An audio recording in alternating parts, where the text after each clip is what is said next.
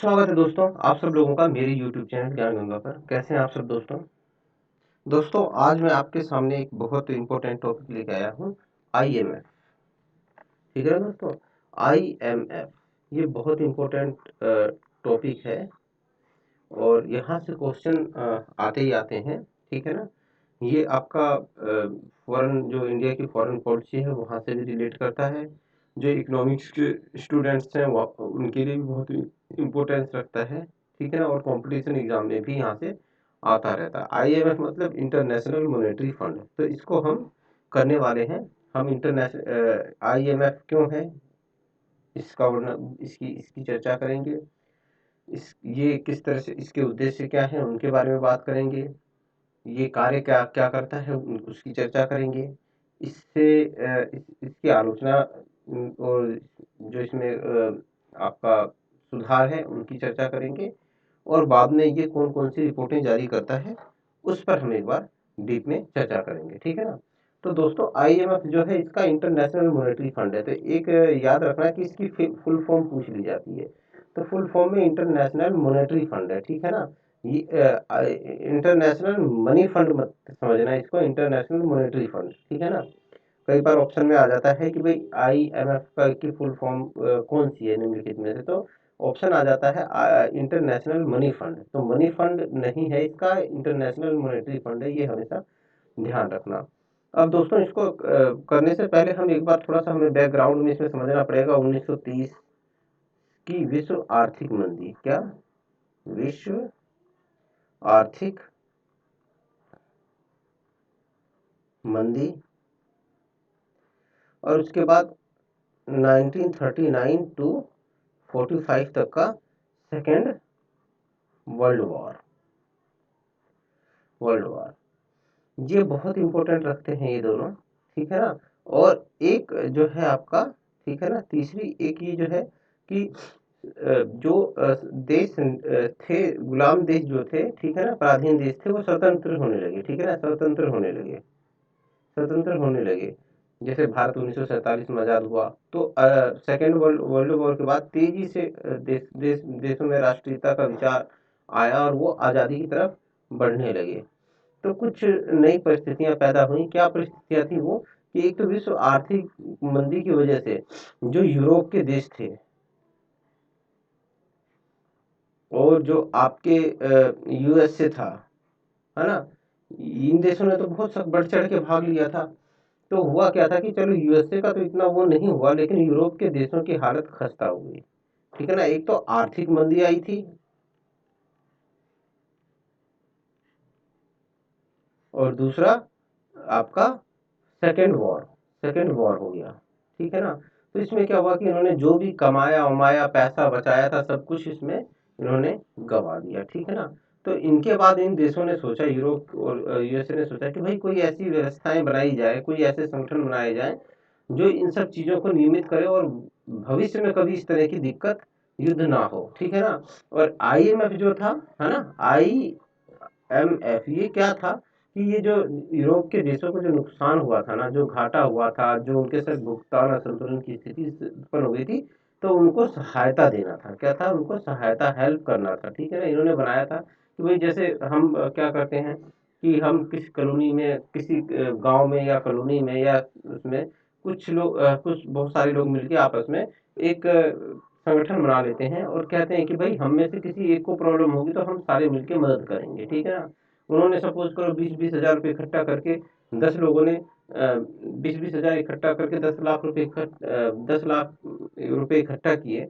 और मान लो किसी को जरूरत पड़ी, है ना, उन 10 में से कोई एक जो ऐसा हो कि जिस पे अचानक कोई प्रॉब्लम आ जाए, तो मिलके उसको पैसे दे देंगे कि भाई ये ले तू अपना अपनी हालत ठीक कर ले और फिर बाद में जब तेरे पास पैसे आ जाए तो हमें वापस कर देना। तो ठीक उसी तरह की ही सिचुएशन पे ये IMF काम करता है। ठीक है ना? इसके अलावा भी उन्होंने बहुत सारे संगठन बनाए। तो वो सारे के सारे वो इसी लगभग यही था कि भाई दोबारा कभी विश्व युद्ध ना हो। ठीक है ना? और जो अभी जो आर्थिक स्थिति खराब हो गई है, ठीक है ना, उसको ठीक किया जा सके। ठीक है ना? तो ये सारी चीजें हैं। क्योंकि देखो दोस्तों हुआ क्या था, विश्व क्या बोलते हैं कि सेकंड सेकंड वॉर से पहले कोई इंटरनेशनल लेवल पे कोई संस्था तो थी नहीं, व्यापार जो था वो हो नहीं पा रहा था। क्यों?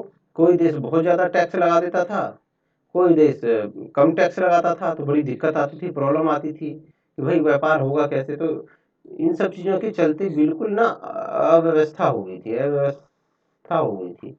तो ये सारी चीज़ें थी जो एक बैकग्राउंड में काम करती हैं इन क्या बोलते हैं आपका इन अंतर्राष्ट्रीय संस्थाओं के पीछे। ठीक है ना? तो दोस्तों चक्कर कर एक आगे बढ़ते हैं।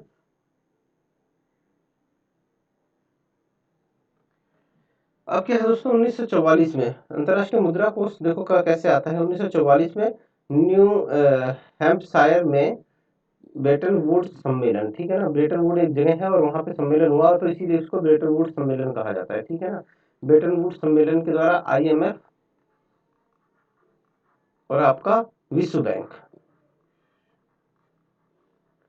विश्व बैंक बेसिकली कई सारे संगठनों का, संस्थाओं का समूह है, जिसमें आईबीआरडी है ना, और आपका विकास बैंक है, फिर उसके बाद वित्त निगम है, फिर उसके बाद एक सेटलमेंट कमेटी भी है। तो इस तरह से विश्व बैंक टोटल 5 समूह का उससे बना हुआ है। इसकी चर्चा हम अगले नेक्स्ट उसमें करेंगे। पहले हम अंतर्राष्ट्रीय मुद्रा कोष को हम यहाँ पे कवर करेंगे। ठीक है ना, तो इसमें 44 देशों ने मिलकर भाग लिया था। ठीक है, और आर्थिक सहयोग हेतु एक फ्रेमवर्क बनाने की इन्होंने यहाँ पे चर्चा की थी कि भाई क्या होगा कि एक आर्थिक हम वो बनाएंगे आपका। एक बार मैं अपना ये चेंज कर लेता हूँ, है ना, कलर कहाँ चला गया इसमें। हाँ ठीक है, आ गया। हम्म,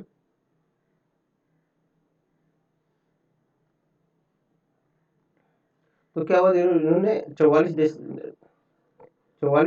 देश मिले और इन्होंने क्या किया कि भाई जो है एक आर्थिक संगठन बनाने की इन्होंने बात इसमें की। ठीक है, ताकि वही प्रतिस्पर्धा मूल्यन की पुनरावृत्ति, जो पीछे जो ये व्यवस्था हुई थी ना, उससे बचा जा सके। ठीक है ना, 1930 में देखो ये विश्व आर्थिक महामंदी जो आई थी, तो उनसे जो स्थितियां उत्पन्न हुई थी उनसे बचा जा सके, क्योंकि ये स्थितियां बहुत खतरनाक थी, भयानक थी। ठीक है ना, इन्होंने कई देशों की अर्थव्यवस्था को तो बिल्कुल उजाड़ दिया था। जब तक कोई देश अंतर्राष्ट्रीय, अब ये एक फैक्ट है, इसको आप याद कर लेना, कई बार आ जाता है, ये ऑप्शन में आ सकता है। तो जब तक कोई देश आईएमएफ, ठीक है ना, आईएमएफ का सदस्य नहीं बनता, ठीक है, तब तक वो अंतर्राष्ट्रीय पुनर्निर्माण एवं विकास बैंक, मतलब आईबीआरडी, ठीक है ना, आईबीआरडी का सदस्य नहीं बन सकता। ठीक है ना, आई मैंने आपको बताया था ना कि ब्रेटन वुड्स सम्मेलन से दो दो इनका जन्म हुआ, एक तो इंटरनेशनल मनी फंड था और दूसरा था विश्व बैंक। तो अगर आप इसके सदस्य नहीं हो तो आप इसके भी सदस्य नहीं हो सकते। ठीक है ना, विश्व बैंक के भी सदस्य नहीं बन सकते, आईबीआरडी के भी सदस्य आप नहीं बन सकते। तो ये एक प्रकार से समझ कर लो बाध्यकारी है। ठीक है ना, कि अगर आपको आईबीआरडी का सदस्य बनना है तो आईएमएफ का भी सदस्य बनना पड़ेगा। इसके वन आज की डेट में 189 देश हैं इसके अंदर में। ठीक है ना, और इसमें जो है वित्तीय महत्व के अनुपात में अंतर्राष्ट्रीय मुद्रा कोष में कार्यकारी बोर्ड में प्रतिनिधित्व, ठीक है ना, प्रतिनिधित्व कैसे मिलता है आपको, वित्तीय महत्व के आधार पे, कि जो ज्यादा पैसा देता है उसको ज्यादा प्रतिनिधित्व मिलता है। ठीक है ना, और उसी हिसाब से मताधिकार भी मिलता है। यहाँ पे क्या, उसी हिसाब से मताधिकार मिलता है, जिसके पास ज्यादा है। जैसे यूएसए जो है उसका 17.7% है। ठीक है ना, क्या है उसका 17.7% वो है आपका कोटा है इसके अंदर में, आईएमएफ के अंदर में। और G7 देश जो हैं उनका 40% है, 40%। तो आप देखो यहाँ पे वित्तीय महत्व के आधार पे इनको कोटा दिया जाता है, मताधिकार दिया जाता है, जो कि एक बहुत गलत बात है। ठीक है ना, अब हम उद्देश्यों की चर्चा करेंगे।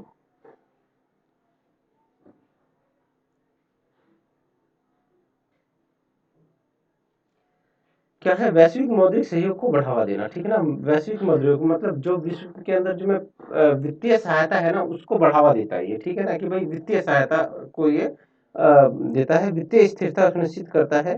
ठीक है ना, कि भाई वित्तीय स्थिरता बनी रहे। ठीक है, अंतर्राष्ट्रीय व्यापार और सतत आर्थिक विकास को प्रोत्साहन देता है। अंतर्राष्ट्रीय व्यापार मतलब जो पूरे विभिन्न राष्ट्र हैं उनके मध्य जो व्यापार है उनको बढ़ावा देता है ये, ठीक है।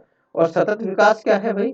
सतत आर्थिक विकास जो होता है ऐसा विकास होता है जो क्या बोलते हैं, भावी पीढ़ियों की आवश्यकता को ध्यान में करते हुए रखते हुए किया जाए, उसे कहते हैं सतत विकास, ठीक है ना। क्या आने वाली पीढ़ियों की आवश्यकताओं को ध्यान में रखते हुए जो विकास किया जाए। अब सपोज करो कि दोस्तों जो अगर अगर पेट्रोल जो है, ठीक है ना, पेट्रोल की आवश्यकता हमें है, तो ऐसा तो है नहीं कि सिर्फ हमें ही है, और भी तो बहुत सारे हो सकते हैं कि जिन्हें आवश्यकता होगी।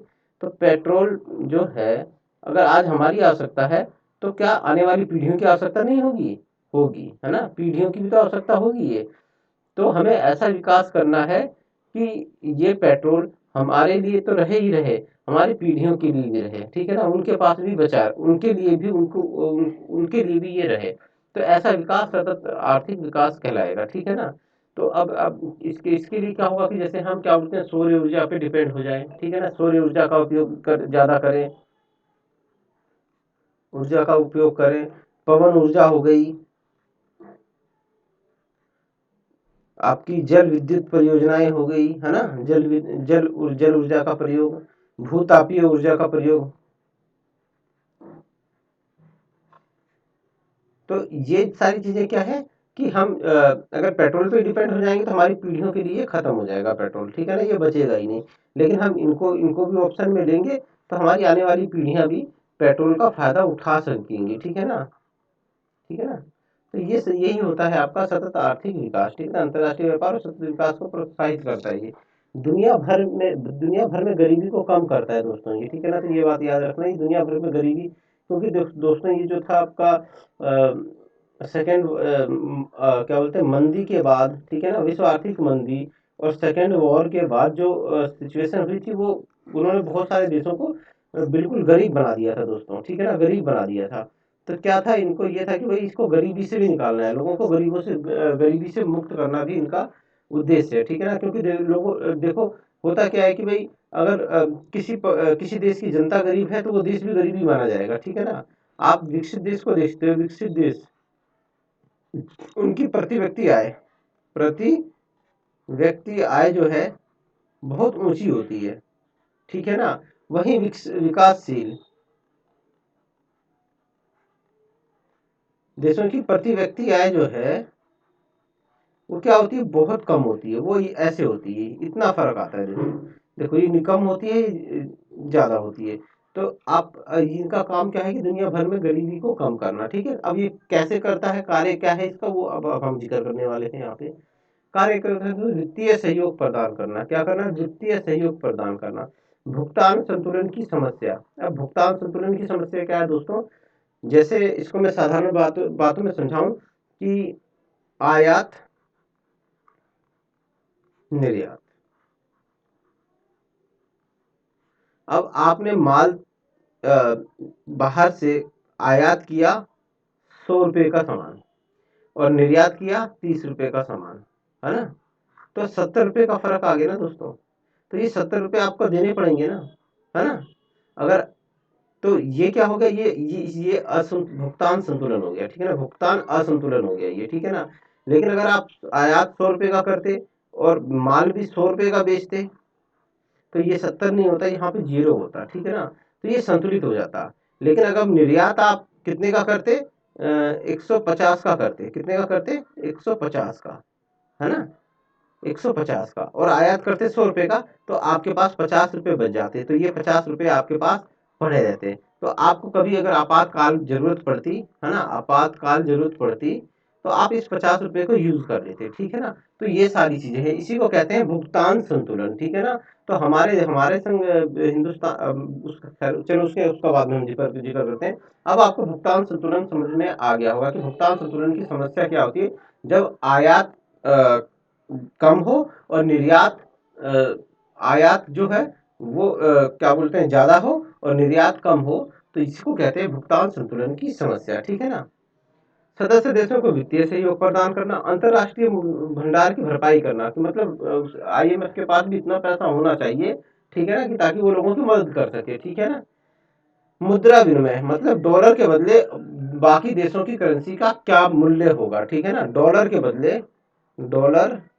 बदले बाकी देशों की करेंसी है जो, उसका क्या मूल्य होगा, ठीक है ना।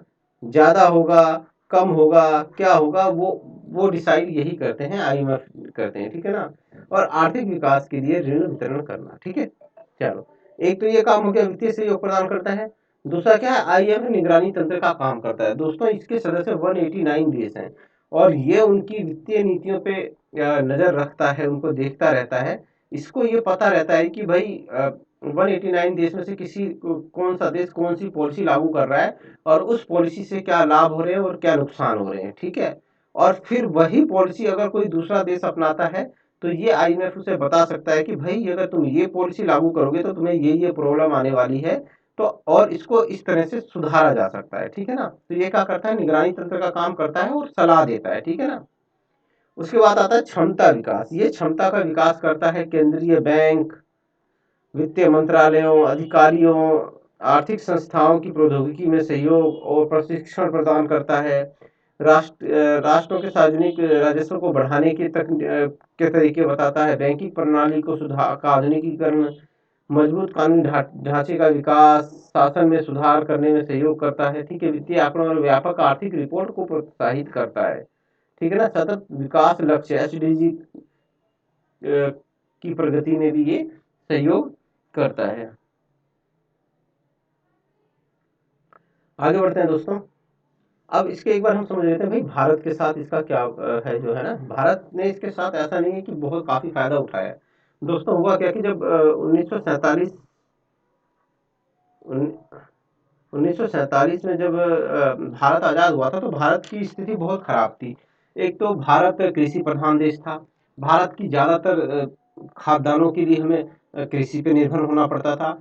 और आपका बहुत बड़ी जनसंख्या, जो रोजगार का प्रमुख साधन था वो भी कृषि ही था, है ना। कृषि में ही लगी हुई थी ज्यादातर जनता। कृषि की हालत वो थी कि कृषि बहुत बेकार सिचुएशन में थी, क्योंकि आज़ादी से पहले जो जमींदारी प्रथा थी, कुछ गिनती के लोगों के हाथ में भूमि थी और इससे पहले कोई सुधार के कार्य भी नहीं हुए थे भूमि से।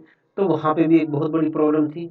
वर्ष में सिर्फ एक ही फसल की खेती की जाती थी और उसमें भी दिक्कत ये आती थी कि भाई बारिश के ऊपर डिपेंड होना पड़ता था, ठीक है ना। कि बारिश हुई तो ठीक, नहीं हुई तो फिर सूखा पड़ जाता था और बहुत दिक्कत हो जाती थी, फसल होती नहीं थी।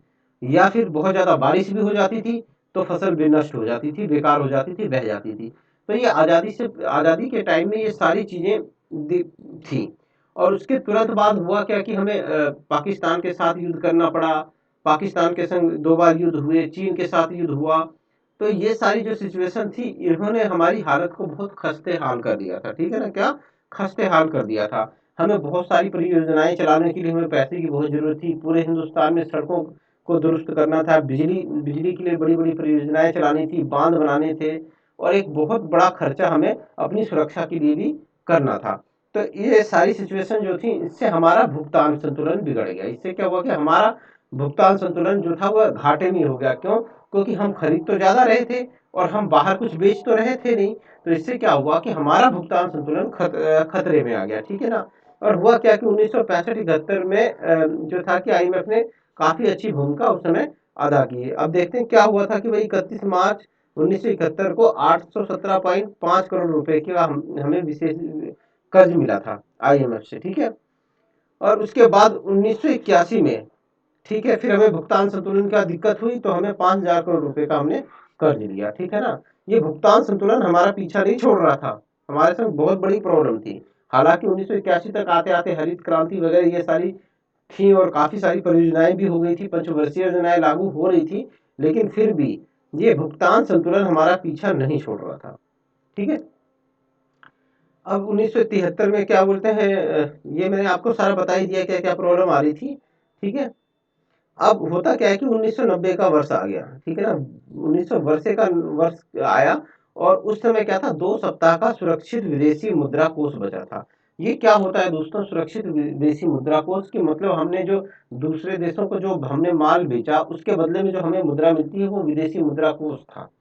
और ये बड़ी खतरनाक सिचुएशन थी कि आपके पास सिर्फ इतना ही पैसा है कि आप 2 हफ्ते तक का सामान विदेशों से ले सकते हो। और हुआ क्या था दोस्तों कि आपके पास कम से कम किसी भी देश के पास मिनिमम 3 महीने का सुरक्षित विदेशी मुद्रा कोष होना चाहिए, ठीक है ना। तो कम से कम 3 महीने का आपके पास न्यूनतम भंडार होना चाहिए।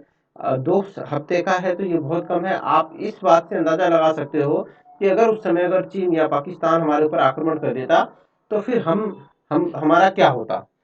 हमारे पास सिर्फ इतना ही पैसा था कि हम 2 हफ्ते तक का खाना खरीद सकते थे। तो ऐसे में हम क्या करते, ऐसे में हम या तो ये भी पैसे युद्ध में लगा देते और उसके बाद क्या बोलते हैं उसका युद्ध का तो नतीजा जो होता जो सो होता, ये पैसे भी हम युद्ध में लगा देते और महंगाई अचानक फिर बहुत ज़्यादा बढ़ जाती है ना। क्योंकि जिनके पास जो पैसा होता है उन्हें पता है कि सरकार तो बाहर से कुछ खरीद नहीं सकती है और जो अंदर बैठे हुए काला बाजारी वाले हैं वो किसी भी प्रोडक्ट के रेट 3 गुना 4 गुना 5 गुना कर देते हैं। और युद्ध के टाइम में तो ये बहुत जल्दी बहुत तेजी से होता है। तो ये सिचुएशन बहुत भयानक होती है, मार काट वाली स्थिति हो जाती है उस समय। तो ये था, ये उस समय की पिक्चर थी। अब भारत सरकार ने तत्काल प्रक्रिया करते हुए जमानत के रूप में भारतीय गोल्ड रिजर्व से 67 टन सोने का प्रयोग किया और अंतरराष्ट्रीय मुद्रा कोष से $2.2 बिलियन का कर्ज लिया, ठीक है ना, आपातकालीन ऋण लिया, ठीक है। अब दोस्तों देखो, आईएफ ने हमें ऋण तो दिया लेकिन उसने कहा, उसने कुछ शर्तें रख दी। क्या शर्त रख दी कि भाई संरचनात्मक सुधार कीजिए आप, ठीक है ना। क्या किए, संरचनात्मक सुधार। संरचनात्मक सुधार से मतलब है एलपीजी, लिबरलाइजेशन, प्राइवेटाइजेशन और ग्लोबलाइजेशन, आपको ये सब करना पड़ेगा, ठीक है ना। और इसी संरचनात्मक सुधार के समय भारतीय मुद्रा का मूल्यन, बजट, राजकोषीय घाटे को कम करना, सरकारी खर्च, सब्सिडी को कम करना, इससे पहले बहुत ज़्यादा सब्सिडी दी जाती थी वो कम करना, राजकोषीय घाटे को कम करने के लिए और सरकारी खर्च को कम करने के लिए नई भर्तियां जो होती थी उनको रोक दी गई। और क्या बोलते हैं, जो भर्तियां हुई भी वो कॉन्ट्रैक्ट बेस पे होने लगी। आयात का उदारीकरण किया गया कि मतलब पहले आयात के लिए इतने ज़्यादा प्रतिबंध लगे हुए थे, लाइसेंस प्रणाली थी उनको ख़त्म किया गया, नीतियाँ स्लो की गई, मतलब इजी की गई और पेपर वर्क को कम किया गया, ठीक है ना। औद्योगिक नीति में सुधार किया गया, व्यापार नीति में सुधार किया गया, बैंकिंग सुधार हुए, वित्तीय क्षेत्र में सुधार, सार्वजनिक क्षेत्र के उद्यमों का निजीकरण कर दिया गया। ऐसे उद्यम जिनसे हमेशा नुकसान ही होता था उनको निजी हाथों में दे दिया गया। जैसे आपका बिजली विभाग आपसे दे सकते हो। आज की डेट में ज़्यादातर बिजलियाँ प्राइवेट सेक्टर में है, ठीक है ना, प्राइवेट सेक्टर में है क्योंकि गवर्नमेंट सेक्टर में इनको बहुत ज़्यादा नुकसान हो रहा था और कस्टमर को भी बिजली नहीं मिल रही थी, तो इनका निजीकरण कर दिया गया, ठीक है ना। तो ये सारे सुधार बहुत तेजी से लागू करने थे, ऐसा आईएमएफ ने कहा था हमें, ठीक है ना। और हम भी इसके लिए राजी हो गए थे क्योंकि हमारे पास कोई और चारा था भी नहीं। अगर हमें कर्ज लेना है तो हमें ये सारी चीजें करनी पड़ेगी, ठीक है ना। आप देखोगे कि 1992 के बाद बहुत तेजी से बहुत सारी मल्टीनेशनल कंपनियां हिंदुस्तान के अंदर आ जाती हैं। इससे पहले वो सारी कंपनियां नहीं थी। आपको बजाज का स्कूटर लेना था तो आपको क्या करना पड़ता था, आपको बुकिंग करके 1 साल तक इंतजार करना पड़ता था। आपको लैंडलाइन जो फोन आता था एमटीएनएल का या बीएसएनएल का, अगर आपको उस फोन का कनेक्शन चाहिए था तो आपको कई कई महीने साल साल भर इंतजार करना पड़ता था। आप बुकिंग करते थे, 1 साल बाद नंबर आता था। अब क्या है, आप उसके बाद 1992 के बाद क्या बोलते हैं आपका ये आया, आपका हच कंपनी आ गई जो अभी क्या बोलते हैं आइडिया के संग जुड़ गई है, ठीक है। आइडिया आ गई, एयरटेल आ गया। तो इस तरह से ये कंपनियां आई और इन्होंने क्या तुरंत हाथ के हाथ आप आओ, मोबाइल लो, सिम कार्ड लो और आप यूज करो। ये सारी सुविधाएं हुई, कंपटीशन हुआ, कॉल रेट सस्ती हुई, ठीक है, संचार व्यवस्था दुरुस्त हुई। तो ये सारी चीजें हमें इस 1992 के बाद ही देखने को मिलती हैं, ठीक है ना। बड़ी बड़ी कंपनियां सैमसंग, एलजी, वर्लपूल, ये सब आपका इसी की देन है, ठीक है ना। बड़ी बड़ी कंपनियां फाइनेंस करने के लिए हिंदुस्तान के अंदर आ जाती हैं, ठीक है। पहले क्या होता था कि आपके पास अगर पैसा है तो आप ले सकते हो, लेकिन अब क्या है, फाइनेंस, आपके पास पैसा नहीं है तब भी आप चले जाओ, अगर आपका सिविल रिकॉर्ड अच्छा है तो आपको तुरंत हाथ के हाथ वो प्रोडक्ट दे दिया जाएगा, ठीक है ना। फाइनेंस बाद में आराम आराम से देते रहना। अब क्या है कि इन सब चीज़ों के चलते हम आज आज हम पूरे वर्ल्ड के अंदर में हमें काफ़ी प्रतिष्ठा मिली हुई है। और यो आप मान के चलो कि हम मजबूत अर्थव्यवस्थाओं वाले देशों के अंदर में हम प्रवेश कर चुके हैं। लेकिन इसका कुछ आलोचना भी होती है भाई कि एक तो कोटा प्रणाली गलत है इसकी, कोटा कोटा प्रणाली प्रणाली गलत है कि भाई जिन देशों के पास जिन वित्तीय सहयोग ज़्यादा कर रहे हैं आप उनको ज़्यादा कोटा देते हो, जो कम कर रहे हैं उनको कम कर देते हो। जैसे कि आपका यूएसए है, इसका कोटा आपने कितना 17.7% कर रखा है। G7 देश जो हैं उनका 40% तक कर रखा है आपने। भारत जैसे देशों का कितना है, उनका 2.5 है। तो ये बहुत गलत चीज़ है, इसको खत्म करना चाहिए, ठीक है ना। देखो दोस्तों, आप आईएमएफ के अंदर सहयोग कर रहे हो, ठीक है ना। आप एक प्रकार से, अगर आप, ये धर्म का काम है, धर्म का काम है, अच्छा काम है कि आप आईएमएफ में पैसे दे रहे हो। जरा 1 मिनट रुकिए।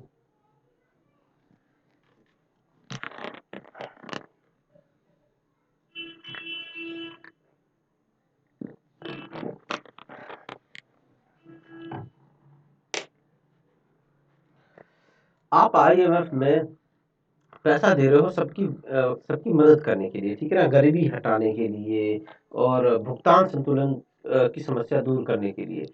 तो आप ऐसा नहीं कर सकते कि भाई जो ज़्यादा पैसा देगा तो उसको ज़्यादा कोटा मिलेगा, ऐसा नहीं कर सकते। फिर क्या मकसद रह गया, फिर क्या फ़ायदा हो गया। यहाँ पे सबके लिए समान कोटा होना चाहिए दोस्तों, सबके लिए समान कोटा होना चाहिए।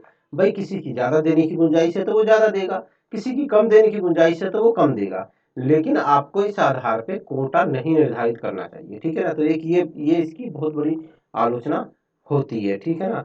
दूसरा दूसरा क्या है, मतदान।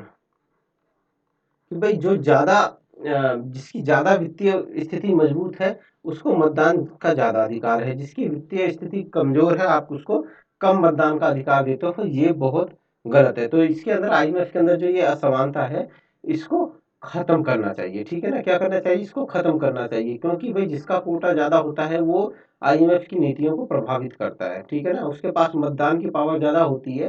तो ये ऐसा क्या होता है कि अपने अकॉर्डिंग अपने फायदे और अपने हित के जो होते हैं कानून नियम वो लागू करवा लेते हैं, ठीक है ना।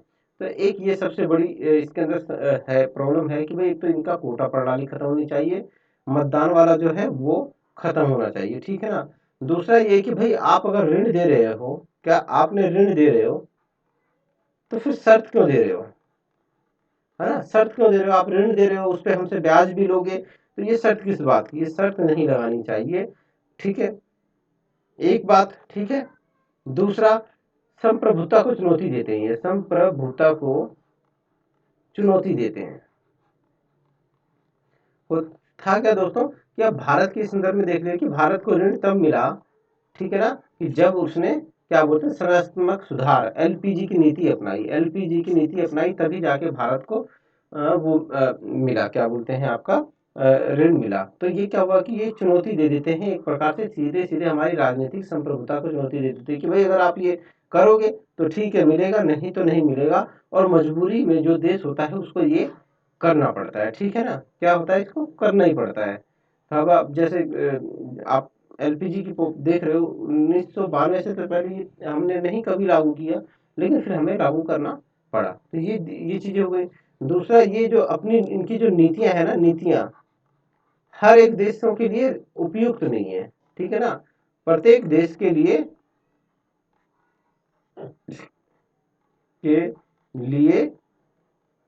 उपयुक्त नहीं है। क्यों उपयुक्त नहीं है दोस्तों, कि भाई यूरोप के देश जो हैं, आप यूरोप वाली नीति हिंदुस्तान पे या क्या बोलते हैं विकासशील देशों पे लगाते हो, तो यूरोप के देश क्या है, जनसंख्या बहुत कम है दोस्तों। क्या है, जनसंख्या बहुत कम है, ठीक है ना। विकासशील देशों के का क्या है, विकासशील देशों का क्या है, इनकी जनसंख्या ज्यादा है, जनसंख्या ज्यादा है, जनसंख्या ज्यादा है, ठीक है ना। यूरोप यूरोप क्या है कि यहाँ ये तो विकसित देश हैं, ये विकासशील देश हैं, यहाँ पे उद्योग नहीं है, बेरोजगारी ज्यादा है, गरीबी ज्यादा है। तो आप अगर अगर कोई ऐसा जरूरी नहीं है कि जो पॉलिसी यूरोप में सही काम करती हो, ठीक है ना, वो विकासशील देशों में भी काम करे, ऐसा जरूरी नहीं है दोस्तों। क्योंकि बहुत सारे कारक ऐसे होते हैं जो इन सब चीज़ों की प्रभावित करते हैं, ठीक है ना। यहाँ पे जैसे यहाँ भारत विकासशील देशों में, भारत जैसे देशों के अंदर में, मतलब जितने गवर्नमेंट एम्प्लॉई हैं उतने तो यहाँ वहाँ उतनी तो यहाँ की जनसंख्या है, उतनी तो यहाँ की जनसंख्या है। तो आप वो वाली पॉलिसी यहाँ पे प्राइवेटाइजेशन, कॉन्ट्रैक्ट बेस कैसे लागू कर सकते हो? यहाँ पे अगर भारत के अंदर, अगर आप भारत के अंदर में कॉन्ट्रैक्ट बेस, ठीक है ना, अगर आप लागू करते हो, ठीक है ना, कॉन्ट्रैक्ट बेस लागू करते हो या गवर्नमेंट जॉब खत्म करते हो, ठीक है, तो क्या होगा कि ये सारे लोग सड़क पे आ जाएंगे, सड़क पे आ जाएंगे और क्या कर देंगे, हंगामा कर देंगे, आंदोलन कर देंगे। तो ये सारी प्रॉब्लम्स हैं, ठीक है ना, ये सारी दिक्कतें हैं, ठीक है ना। तो ये आप ये जो नीतियां हैं, ये नीतियां उपयुक्त, हर देश के लिए उपयुक्त नहीं होती हैं, इनको लागू नहीं करना चाहिए। दूसरा, इन्होंने एक बार में ही सारी एलपीजी लागू करने के लिए बोला। भाई कोई भी नीति एक बार में लागू नहीं की जाती है, उसके नुकसान होते हैं। उदाहरण के लिए अगर आप एक छोटा सा उदाहरण ले लेते हैं हम, इसको मैं रिलीज करता हूँ, ठीक है ना। उदाहरण के लिए ले लो भाई कि जो हमने मोदी मोदी जी ने जो लगाया था, आपका लॉकडाउन लगाया था, फर्स्ट लॉकडाउन आपको याद होगा, और आपने लॉकडाउन लॉकडाउन लॉकडाउन 2 भी देखा। क्या फर्क था? फर्स्ट लॉकडाउन एक बार में लगा दिया गया था, एक बार में लगा दिया गया था, रेल बंद, बस बंद, सब कुछ बंद, ठीक है ना। तो क्या हुआ था कि स्थिति जो हो गई थी वो भयानक हो गई थी। क्या हो गई थी? स्थिति भयानक हो गई थी, भयानक हो गई थी। लोग इधर उधर भाग रहे थे, लोगों ने पैदल हजार हजार 2-2 हजार किलोमीटर की पैदल यात्रा कर दी, भूखे मर गए कुछ लोग बीमारी से मर गए। लेकिन लॉकडाउन 2 में क्या था? रेल चालू था, ठीक है ना, बस चालू थी, ठीक है ना, और भी कई सारी सुविधाएं, जो मेडिकल, जो हॉस्पिटल थे वो चालू थे, हॉस्पिटल चालू थे, है ना। तो होता क्या है दोस्तों कि जब आप कोई चीज धीरे धीरे लागू करते हो तो आप सुधार की गुंजाइश रहती है, ठीक है ना, क्या रहती है? सुधार की गुंजाइश रहती है। जब आप कोई धीरे धीरे कोई चीज लागू करते हो, इम्प्लीमेंट करते हो, तो सुधार की गुंजाइश रहती है। लेकिन अगर आपने एक बार में लागू कर दिया तो फिर सुधार की गुंजाइश खत्म हो जाती है। जैसे कि लॉकडाउन 1, ठीक है ना, लॉकडाउन 2 में तो अनुभव हो गया था, लेकिन अगर हम लॉकडाउन 1 को भी धीरे धीरे करके लागू करते, तो पहले जैसे कि हम क्या बोलते हैं, मार्केट्स बंद कर देते, फिर उसके बाद इंडस्ट्रियल एरिया बंद कर देते, ठीक है, और फिर उसके बाद धीरे धीरे करके अगर हम करते तो शायद ये सिचुएशन, इतनी सिचुएशन भयानक नहीं होती। आप सपोज करो, एक और उदाहरण मैं देता हूँ कि दोस्तों, कि जैसे आप रन करते हो, है ना, रन, है ना, दौड़ते हो, दौड़ लगाते हो। अगर आप बहुत तेज दौड़ रहे हो, बहुत तेज भाग रहे हो, तो आप सामने अगर कोई गड्ढा आ गया ना, तो आप गड्ढे में गिरोगे, ठीक है ना, आप गड्ढे में गिरोगे। क्यों? क्योंकि उस समय सुधार की गुंजाइश नहीं होगी, आपकी स्पीड ज्यादा होगी, आपको पता नहीं चलेगा, अचानक सामने गड्ढा आ जाएगा, आप गिर जाओगे। लेकिन अगर आपकी स्पीड कम होगी, स्पीड कम होगी या संतुलित होगी, ठीक है ना, कम होगी या संतुलित संतुलित होगी, तो आपको सामने खड्डा दिख जाएगा, आप दाएं से या बाएं से निकल जाओगे, या हो सकता है जंप करके निकल जाओ, लेकिन खड्डे में गिरोगे नहीं, है ना, खड्डे में गिरोगे नहीं, नहीं गिरोगे, गारंटेड नहीं गिरोगे, गिरोगे। लेकिन अगर आपकी स्पीड ज्यादा होगी तो फिर तो आप गिरोगे ही गिरोगे। तो ये चीजें होती हैं कि भाई कोई भी नीति या पॉलिसी होती है, वो एक थोड़ा थोड़ा करके लागू करो। जैसे भारत तो इतना बड़ा देश है, कितने सारे राज्य हैं, किसी एक राज्य को उठाया आपने, एक राज्य को उठाया और वहां पे वो पॉलिसी लागू करके देख ली, ओके हो रही है, अगले 2 साल में वहां पे भी पूरे भारत में लागू कर दो, कोई दिक्कत नहीं है ना। तो ऐसे होना चाहिए। एलपीजी को एक ही बार में पूरे भारत पे लागू कर दिया गया था। अब आप देखते हो क्या बोलते हैं, जो था आपका नोटबंदी, नोटबंदी नोटबंदी थी, जो काम तो बहुत बढ़िया था, लेकिन एक बार में लागू कर दिया गया। तो इससे पूरी क्या हो गई कि बड़ी दिक्कत हो गई, बड़ी परेशानी हो गई। कोई शादी नहीं कर पाया अपने बच्चों की, बेटी की, बच्चों की कोई इलाज नहीं करवा पा रहा था। तो कोई इस तरह की दिक्कतें आ रही थी। तो ये सारी चीजें हैं कि भाई ये एक बार में लागू करने के लिए बोल रहे थे, जो ठीक था नहीं, ठीक है ना। तो ये सारी चीजें मैंने आपको बताई हैं। जैसे मैंने आपको G7 का कोटा बताया, यूएसए का कोटा बताया, तो ये सारी वही चीजें हैं। भारत का कोटा देखो कितना कम है यहाँ पे, ठीक है ना। तो आगे बढ़ते हैं, ये सुधार के बारे में बता रहे हैं। तो ये सुधार सुधार इसके अंदर क्या हो सकता है भाई, कि भाई कोटा प्रणाली खत्म करो। क्या करो? कोटा प्रणाली खत्म करो, कोटा प्रणाली खत्म करो, ठीक है ना। प्रणाली जो बना रखी है इन्होंने बकवास की, भाई किसी को ज्यादा किसी को कम, इसको खत्म कर दो। एक वोट एक मत, एक वोट एक मत, ठीक है ना। एक मत। तो इसका इस कॉन्सेप्ट पे काम करना चाहिए कि भाई सबका एक वोट हो, एक वोट होगा और उनका क्या होगा, एक मत होगा। ये चीज होनी चाहिए, ठीक है। और क्या होता है, ये जो शर्तें लगाते हैं कि जबरदस्ती की शर्तें, ये करो वो करो, वो उनको उनको उसमें ढील दो, ठीक है ना। क्या हो, ढील, उसमें ढील चाहिए भैया, उसमें ढील चाहिए। ये नहीं, आपके हिसाब से हम अपने यहाँ पे नीति लागू नहीं कर सकते। पहले हम इसे चेक करेंगे कि सही है कि नहीं है, हमारे अकॉर्डिंग है कि नहीं है, और फिर हम उसको लागू करेंगे। तो ये सारी चीजें हैं इसमें, ये सुधार के वो हैं। अब एक बार तुलना कर लेते हैं आईएमएफ और विश्व बैंक, है ना। विश्व बैंक कई सारे संगठनों का समूह है, जैसे मैंने आपको बताया, वित्त निगम हो गया, विकास बैंक हो गया, आपका आईडीबीआर हो गया, और आपका क्या हो गया, आपका एक सेटलमेंट कमेटी हो गई। तो इस तरह से ये टोटल 5 संस्थाओं का समूह है विश्व बैंक। अब विश्व बैंक क्या है दोस्तों, विश्व बैंक ना नीति सुधार, भाई आपको कोई नीति सुधार रहे हो, ये नीति सुधार कार्यक्रमों, सॉरी, है ना, नीति सुधार कार्यक्रमों, नीति सुधार कार्यक्रमों और परियोजनाओं के लिए ऋण देता है, ठीक है ना। तो किसके लिए ऋण देता है, आप ये बात हमेशा याद रखना, क्वेश्चन ऐसे ही बनते हैं कि विश्व बैंक निम्नलिखित में से किसके लिए ऋण देता है, तो है ना। तो 3-4 ऑप्शन होंगे, उसमें से क्या होगा, नीति सुधार कार्यक्रम अगर है तो उसके लिए ऋण दे देगा। और क्या है, क्या होते हैं, परियोजनाओं के लिए, कि अगर आप कोई परियोजना चला रहे हो तो उसके लिए भी ऋण देगा। क्योंकि दोस्तों परियोजनाओं से तो हमेशा लाभ ही होता है, नुकसान तो कभी होता नहीं है। परियोजनाएं जैसे आपका नदी घाटी परियोजना हो गया, बिजली उत्पन्न करने की परियोजना हो गई, या आप सौर ऊर्जा परियोजना, इस तरह का जो भी अगर कोई परियोजना चला रहे हो तो उसके लिए भी ये आपको धन दे देगा, पैसे दे देगा, और ये देता भी है, ठीक है ना। आईएमएफ क्या है दोस्तों, आईएमएफ क्या करता है भाई, अब ये देखो, ये सिर्फ नीति सुधार के लिए कार्यक्रमों के लिए ही ऋण देगा। क्यों दोस्तों, एक एग्जांपल देके बताता हूँ कि आईएमएफ क्या कहता है, गरीबी, भुगतान संतुलन, संतुलन समस्या,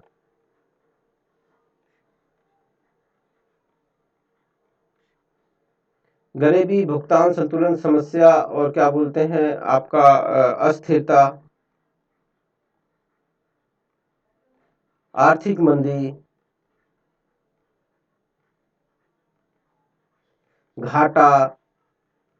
वो कहता है ये जो सारी चीजें हैं ना, इसका कारण आपकी पॉलिसी है। क्या है, इसका कारण आपकी पॉलिसी है, नीति है आपकी, क्या है, नीति है। तो आप अगर इस नीति को बदल लेते हो, आप अगर अपनी नीति को चेंज कर लेते हो, ठीक है ना, चेंज कर देते हो, तो मैं आपको ऋण दे दूंगा, मैं आपको ऋण दे दूंगा, ठीक है ना। क्योंकि वो कहता है कि अगर भाई, अगर आप अगर अपनी नीति चेंज नहीं करोगे तो आप इन सब चीजों से छुटकारा नहीं पा सकते, क्योंकि आपकी पॉलिसी गलत है। क्या है, पॉलिसी गलत है। तो आपको पहले ये पॉलिसी चेंज करनी पड़ेगी, और जो हम बता रहे हैं उस पॉलिसी पे आओ और फिर ऋण ले लो, ठीक है ना, ऋण ले लो। तो ये क्या है कि ये केवल नीति सुधार कार्यक्रमों के लिए ही ऋण देता है। जैसे भारत को इसने ऋण दिया था 1992 में, क्या दिया था, उसने वादा किया था कि भाई आप अपने यहाँ पे संरचनात्मक सुधार करो, यानी लिबराइज एलपीजी की नीति अपनाओ, ठीक है ना। तो ये इसके अंदर में एक ये बहुत बड़ा अंतर है, आप ये हमेशा याद रखना, ठीक है। दूसरा अंतर ये भी है कि भाई, क्या अंतर है दूसरा, एक बार दूसरे अंतर की चर्चा कर लेते हैं, वो भी बहुत अच्छा अंतर है। क्या कहता है कि भाई जो ये विश्व बैंक है ना, ये केवल विकासशील देशों को ऋण देता है, ठीक है ना। विश्व बैंक विकासशील देशों को, जो वो देश जो मतलब जो अभी विकास कर रहे हैं, ठीक है ना, विकसित देशों को की बात नहीं करता ये। तो विकासशील देशों के अंदर में वो देश आ जाएंगे, अफ्रीका के देश आ जाएंगे, एशिया के देश आ जाएंगे, और आपका लैटिन अमेरिका के देश आ सकते हैं, ठीक है ना, इन देशों को देता है।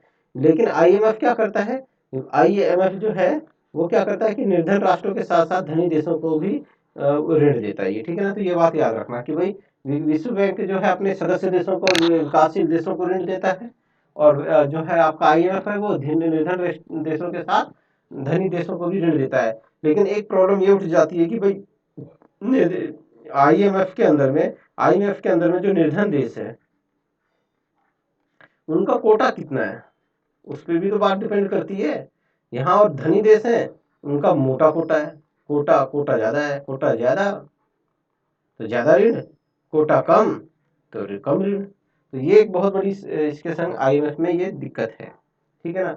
अब एक बार जिक्र कर लेते हैं भाई आईएमएफ रिपोर्ट कौन कौन सी जारी करता है। तो एक वर्ल्ड रिपोर्ट जारी करता है वर्ल्ड इकोनॉमिक आउटलुक रिपोर्ट, ये वर्ष में दो बार जारी होती है दोस्तों, ठीक है ना। और उसमें किस चीज की बात की जाती है, अर्थशास्त्र की बात की जाती है। आर्थिक गतिविधि, रोजगार, मुद्रास्फीति, कीमत, विदेशी मुद्रा, वित्तीय बाजार, बाहरी भुगतान, वित्त पोषण और ऋण पर विचार करते हैं, ठीक है ना। अर्थव्यवस्था के विकास का फिर विश्लेषण प्रस्तुत कर देते हैं इसके अंदर। तो ये क्या है, वर्ल्ड इकोनॉमिक आउटलुक रिपोर्ट। ये इंपॉर्टेंट क्वेश्चन है, यहाँ से आ सकता है, पूछ सकता है IMF निम्न में से कौन सी रिपोर्ट जारी नहीं करता है, तो ये आ सकता है, ठीक है ना। फिर दूसरी है ग्लोबल फाइनेंस स्टेबिलिटी रिपोर्ट, ये भी वर्ष में 2 बार जारी की जाती है, ठीक है ना। एक बार अप्रैल में और दूसरी अक्टूबर के अंदर में, ठीक है। क्या है, अर्धवार्षिक रिपोर्ट है, जैसा मैंने आपको बताया। और ये क्या है कि वित्तीय बाजारों की स्थिरता, उभरते बाजारों के वित्त पोषण का आकलन करती है। और क्या है, वर्ष में 2 बार अप्रैल और मई अक्टूबर में जारी होती है। अब IMF के द्वारा एक राजकोषीय निगरानी रिपोर्ट भी जारी की जाती है, ठीक है ना। ये वर्ष में एक ही बार की जाती है। वैश्विक वित्तीय संकट के बाद राजकोषीय चुनौती से निपटने हेतु मानकों की रूपरेखा तैयार करती है ना। तो कौन कौन सी 3 रिपोर्ट जारी करती है, वर्ल्ड इकोनॉमिक आउटलुक रिपोर्ट और ग्लोबल फाइनेंशियल स्टेबिलिटी रिपोर्ट और राजकोषीय निगरानी रिपोर्ट। तो ये सारी चीजें ये जारी करती है, ठीक है ना। तो दोस्तों इसी के साथ हमारा ये वाला लेसन खत्म हो गया। और हम उसके बाद ब्रेटन वुड्स का जो दूसरा भाई है ना, विश्व बैंक, उसकी चर्चा हम कल के लेक्चर में करने वाले हैं। बहुत इंपॉर्टेंट होने वाला है। और इससे रिलेटेड IMF से रिलेटेड जो क्वेश्चन है वो मैं अपने टेलीग्राम पे डाल दूंगा, है ना। तो आप लोग टेलीग्राम पे से जुड़ जाइएगा। और टेलीग्राम का लिंक मैं इसमें वीडियो के क्या बोलते हैं आपका डिस्क्रिप्शन बॉक्स में आपको वहाँ टेलीग्राम का लिंक मिल जाएगा। यहाँ पे बहुत इंपॉर्टेंट ये इंपॉर्टेंट चैप्टर है, यहाँ से क्वेश्चन हर बार आता ही आता है। और क्या बोलते हैं, मैं आप लोगों को इसके क्वेश्चन कैसे आते हैं, ठीक है ना, वो आपको बता दूंगा। और वहीं आप वो क्वेश्चन कर लोगे तो आप विश्वास मानिए कोई सा भी क्वेश्चन कर लोगे, फिर कुछ बचेगा नहीं इसके अंदर में, ठीक है ना। आपका रिविजन भी हो जाएगा और आपका वो भी हो जाएगा। और आपको अगर ये चाहिए हो तो ये मैं ये PPT है ना, इसलिए मैं वहाँ पे आपको आपका PDF वहाँ पे डाल दूंगा आपका टेलीग्राम ग्रुप पे, है ना। तो अगर आप लोगों को मेरी वीडियो पसंद आई हो, अच्छी लगी हो, तो आप ज़्यादा से ज़्यादा लाइक कीजिए, ज़्यादा से ज़्यादा शेयर कीजिए, ताकि मैं और मोटिवेट होकर आपको अच्छे से बढ़िया बढ़िया वीडियो बना सकूं। तो दोस्तों अभी के लिए इतना ही, फिर मिलेंगे। नमस्कार।